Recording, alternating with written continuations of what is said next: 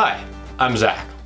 On this channel, we bring you the best tools to get the job done as a professional tradesman. In today's video, we're going to talk about disposable rubber gloves. I've been through several different kinds of disposable gloves, and I found one that works really well for me. I guess there are really a couple different kinds that I use depending on what kind of job I'm working on. If I'm just doing light painting tasks or just painting cleanup, I usually pick up a box from Walmart that is pretty cheap.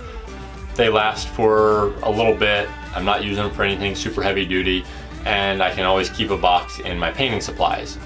However, if I'm doing anything heavier, any more intensive work, or really working on a car where there's a lot of sharp edges, or maybe I'm doing a plumbing project and I've got gunk and glue and I'm just making a big mess and I want to keep from getting all over myself, I usually go for these GloveWorks heavy duty Nitrile gloves.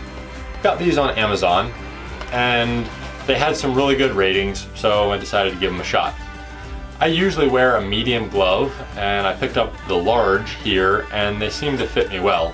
They're not super tight, they've got enough room that I can get them on with some ease. They've got a nice textured coating to them, a nice grippiness to them. They don't tear. A lot of gloves, the cuff will tear off when you go to pull them on. These don't seem to have that problem. Overall, they're just a really good glove. There's not a whole lot to say about them. They seem to hold up to chemicals fairly well. They don't seem to tear. They got good grip. What else can you say about a rubber glove?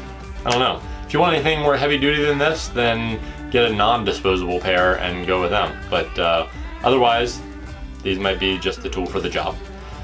Comment below and let me know what your favorite tools are when it comes to getting the job done as a professional tradesman. We'll see you next time.